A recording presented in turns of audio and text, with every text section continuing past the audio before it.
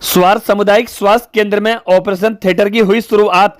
पहला सिजेरियन प्रसव। आपको बता दें, स्वार सामुदायिक स्वास्थ्य केंद्र में ऑपरेशन थिएटर की शुरुआत होने के बाद क्षेत्र में गर्भवती महिलाओं को अब मिलेगी निजात। स्वार सामुदायिक स्वास्थ्य केंद्र में ऑपरेशन थिएटर न होने की वजह से क्षेत्र में गर्भवती महिलाओं को जाना पड़ता था प्राइवेट अस्पतालों में और बड़ी रकम देनी पड़ती थी। अब सामुदायिक स्वास्थ्य केंद्र स्वार में निःशुल्क ऑपरेशन थिएटर ही किए जाएंगे। प्रसव महिला चिकित्सक सर्जन डॉक्टर फखरून पासा ने लोगों से अपील की। और क्या कहा डॉक्टर फखरून पासा ने, आप सुने।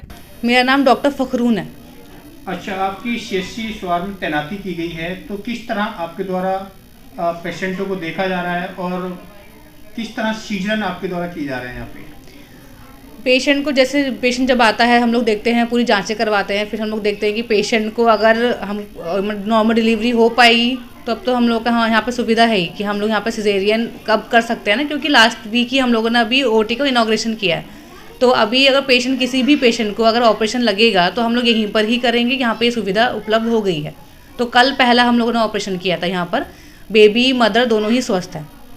तो क्या क्या सुविधाएं उनको दी जा रही हैं?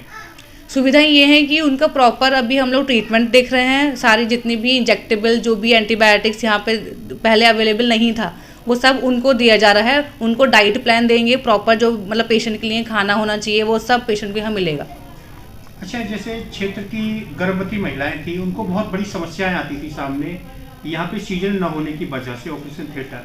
तो अब क्या मैसेज देना चाहती हैं कि जो गर्भवती महिलाएं हैं अन्यथा दूसरे हॉस्पिटल प्राइवेटों में ना पहुँचें, यहाँ सीएससी स्वार में है, तो क्या मैसेज देना चाहती हूँ उनके? मैं तो यही मैसेज देना चाहूँगी, जब अपने पास यहाँ पे ओटी अवेलेबल है और अगर किसी पेशेंट को ऑपरेशन की ज़रूरत है तो वो तो इधर ही आए, क्योंकि यहाँ पर सुविधा भी दी जाएगी। सब कुछ जो अच्छी सी देखभाल होती है वो भी हम लोग पूरी कोशिश करेंगे कि हम लोग अच्छे से देखभाल कर पाएँ।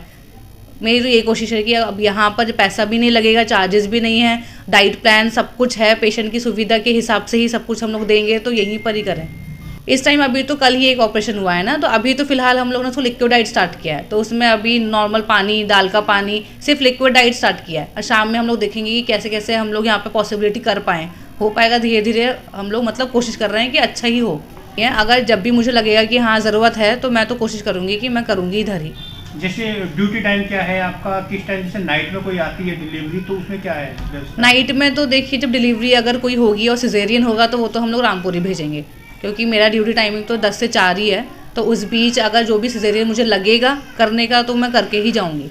और बाकी जो इलेक्टिव हैं, जैसे कि किसी का ऑपरेशन मुझे पता है कि जैसे किसी का बच्चा उल्टा है या फिर मुझे पता है कि कल परसों मैं कर दूंगी, तो फिर मैं वो मॉर्निंग आवर्स में ही करूँगी, जिससे कि जाते वक्त एक बार पेशेंट को मैं खुद अपने आँखों से देख कर जाऊँ।